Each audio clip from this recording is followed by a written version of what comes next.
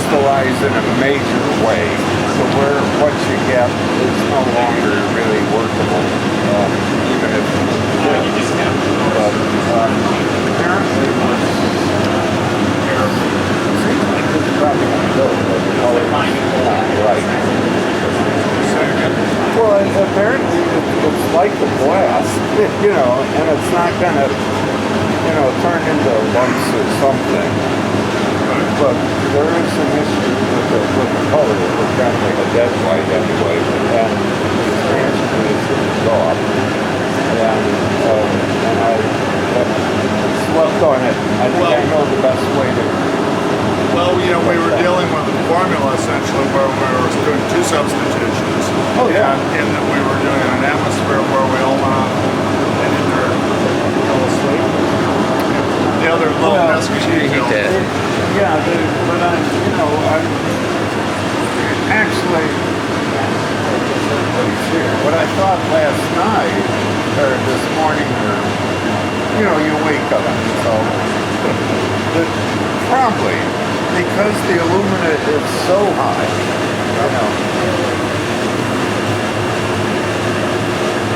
and I know that the literature tells me that too much soda or alkali in the glass is going to cause too large an opacifying particle and cause discoloration with a bluish product, which is what we're sort of seeing.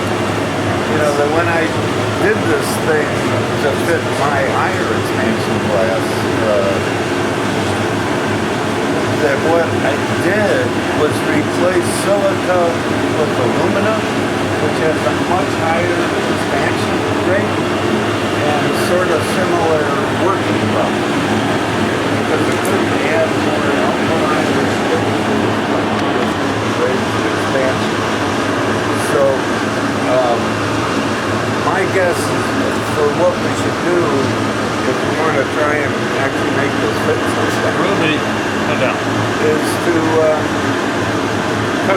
go back and replace a bunch of the alumina with silica, which will give us, I don't know,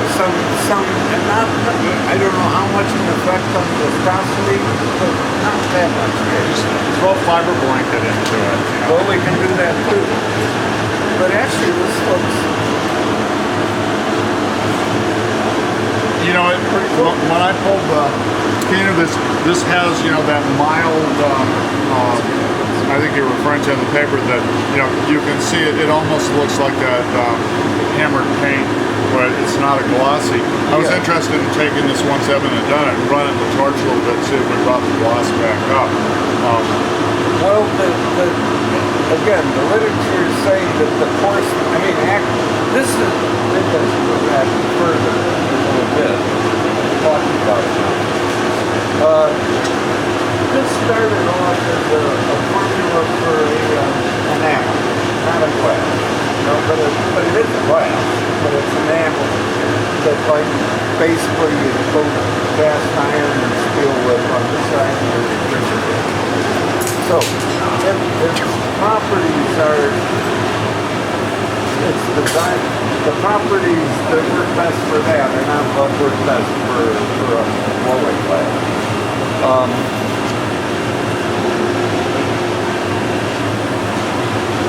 To make,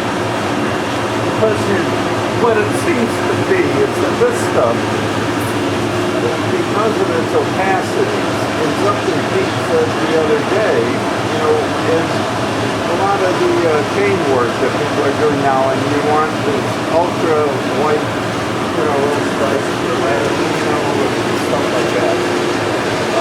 This probably is a good solution. I can make one that is extremely white. And when I created that original worked more like a glass, a glass that had a higher, considerably higher expansion than what people are using right now. I made some changes. It seemed to, it did work. But now we want to get the expansion way back down, and I think there's kind of two ways to go. You can screw around with this formula that was already, ran up and down, but I forget it. I'd have to go back to a pile of papers way back in North Carolina to find out where it started. But we could start, well anyway, we can adjust this thing, or we can start with another formula, for enamel, and start playing, with probably a better idea, and see what it does. Because some of these enamels, have expansions that are, But I'm totally really in the range of, this 93 or wherever.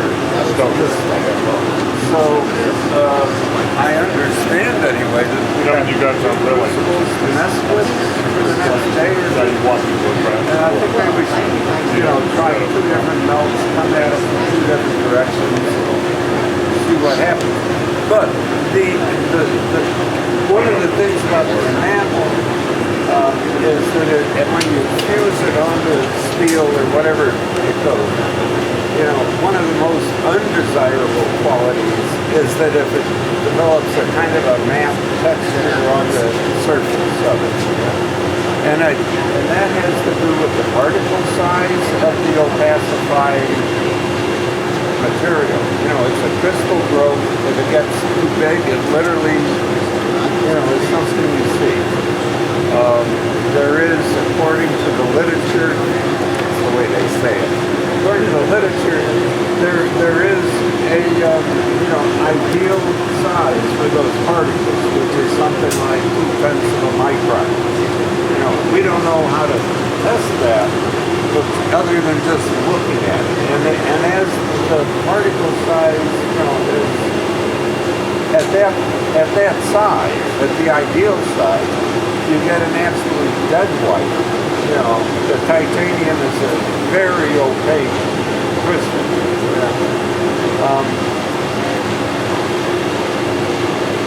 Well, you get a dead white. The off colors here are indications of either the crystal being larger or smaller, which is something to work from. The soda content, apparently, or the alkali content in the glass, promotes the growth of larger crystals. So that's something to bear in mind.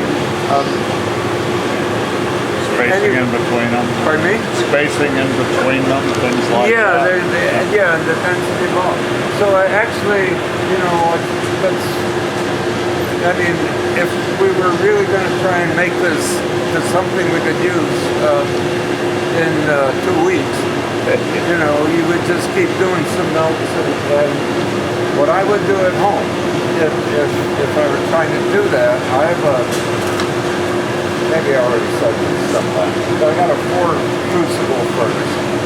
I would go through and you put in whatever it is, 5% titanium, 6%, 7%, 8%, or 5, 10, 15, 20. You just shop Zero in on. Narrowing in on bracketing. I don't know. Yeah. If we had the recipe that we melted last night, which is TIT10, and you had 2 pots today, you're going to do 2 more melts, what would you suggest TIT11 and 12 be? Let's know. There's two things. When I thought of this morning, probably the reason there is this enormous amount of aluminum in this glass is I replaced the silica in the original formula with alumina, which also is a very viscous something that also contributes much more to the expansion of the glass than the silica does. So I would, replace it. I would replace a bunch of this alumina with silica, see if we still make the glass.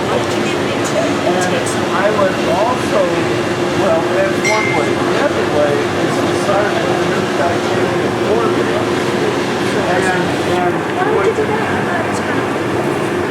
I think so too. Probably more Scott, from a practical point of view, how much actual titanium were you putting in last night? I gotta read the book. A little over a pound? I mean, it's in the book. I gotta read A little over a pound for 6-pound batch. So we basically got 4 shots at this before we don't have enough titanium, or we have to do a half batch for the last shot. I think this is. Because I had thought I had 10 pounds of it and I only had 5. How much is left? Yeah. Well, I mean, if you were using a pound, that would